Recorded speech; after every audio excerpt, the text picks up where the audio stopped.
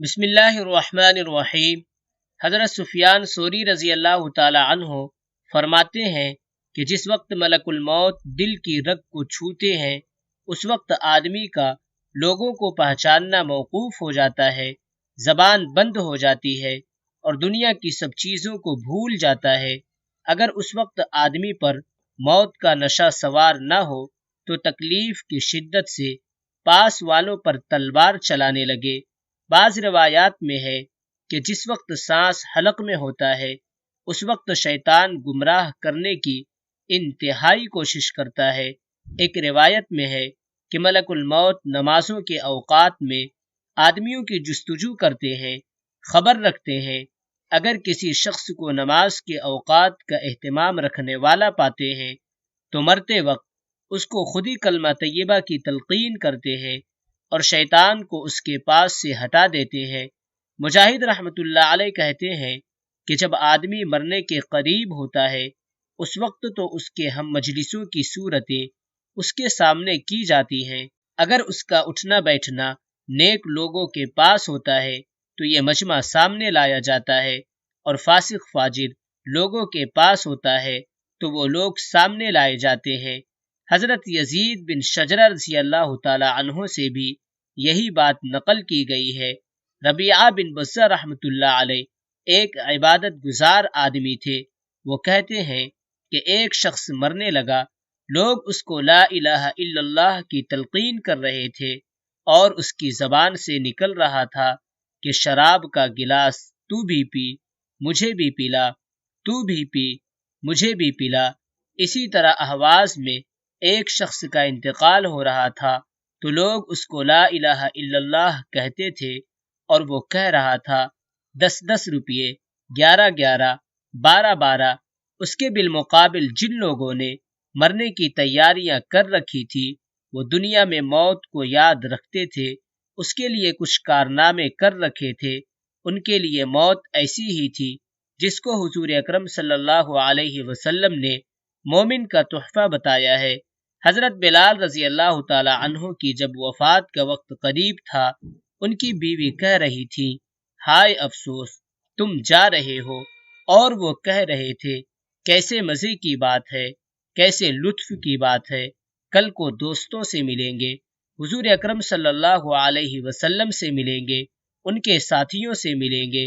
حضرت معاذ رضی اللہ تعالی عنہ کے جب انتقال کا وقت قریب آیا تو فرمایا، یا اللہ تجھے معلوم ہے کہ میں دنیا میں زیادہ دن رہنا چاہتا تھا، مگر نہ اس وجہ سے کہ مجھے دنیا سے محبت تھی، نہ اس وجہ سے کہ یہاں نہریں اور باغ لگاؤں، بلکہ اس وجہ سے چاہتا تھا کہ گرمیوں کی دوپہر میں روزہ کی پیاس کا لطف اٹھاؤں اور دین کے لیے مشقت میں اوقات گزاروں اور تیرے ذکر کے حلقوں میں شریک ہوا کروں۔ حضرت سلمان رضی اللہ تعالی عنہ کا جب انتقال ہونے لگا تو وہ رونے لگے۔ کسی نے کہا، رونے کی کیا بات ہے، تم جا کر حضور اکرم صلی اللہ علیہ وسلم سے ملو گے۔ حضور اکرم صلی اللہ علیہ وسلم کا وصال اس حال میں ہوا کہ تم سے راضی تھے۔ فرمانے لگے، میں نہ موت کے ڈر سے رو رہا ہوں، نہ دنیا کے چھوٹنے سے، بلکہ اس لیے رو رہا ہوں کہ رسول اکرم صلی اللہ علیہ وسلم نے ہم سے ایک عہد لیا تھا کہ دنیا سے انتفاع ہمارا صرف اتنا ہو جتنا مسافر کا توشہ۔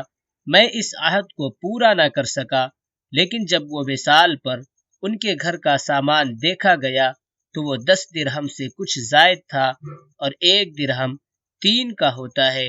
یہ تھی وہ کل کائنات جس کی زیادتی پر رو رہے تھے۔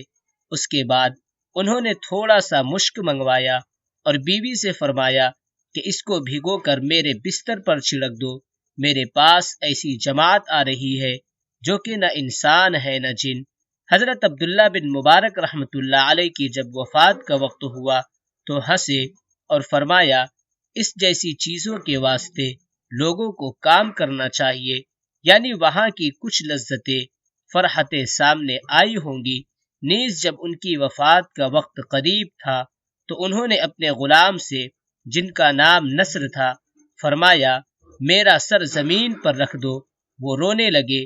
انہوں نے پوچھا کہ رونے کی کیا بات ہے؟ نصر نے کہا، آپ ایسی راحتوں میں زندگی گزارتے تھے، اب اس طرح فقیروں کی طرح زمین پر سر رکھ کر مر رہے ہیں۔ فرمانے لگے، چپ رہا، میں نے حق تعالی شانہ سے دعا کی تھی کہ میری زندگی مالداروں کی سی ہو اور میری موت فقیروں کی۔ عطا بن یسار رحمۃ اللہ علیہ کہتے ہیں کہ ایک شخص کے انتقال کا وقت قریب تھا، شیطان ان کے پاس آیا اور کہنے لگا، تو مجھ سے چھوٹ ہی گیا، میرے بس میں نہ آیا۔ وہ فرمانے لگے، میں تجھ سے اب تک بھی اطمینان نہیں۔ جریری رحمۃ اللہ علیہ کہتے ہیں کہ میں حضرت جنید رضی اللہ تعالی عنہ کے پاس ان کے انتقال کے وقت موجود تھا اور قرآن شریف پڑھ رہے تھے۔ کسی نے عرض کیا کہ یہ وقت ذوف کا ہے، یہ تلاوت کا کیا وقت ہے؟ فرمانے لگے، اس سے زیادہ اچھا وقت تلاوت کا کون سا ہوگا؟ میرا اعمال نامہ اس وقت بند ہو رہا ہے۔ حضرت جنید رحمۃ اللہ علیہ سے کسی نے پوچھا کہ حضرت ابو سعید خضار رحمۃ اللہ علیہ انتقال کے وقت بہت ہی مزے پر آ رہے تھے، کیا بات تھی کہ اگر اس وقت ان کی روح اشتیاق میں اڑ جاتی تب بھی بعید نہ تھا۔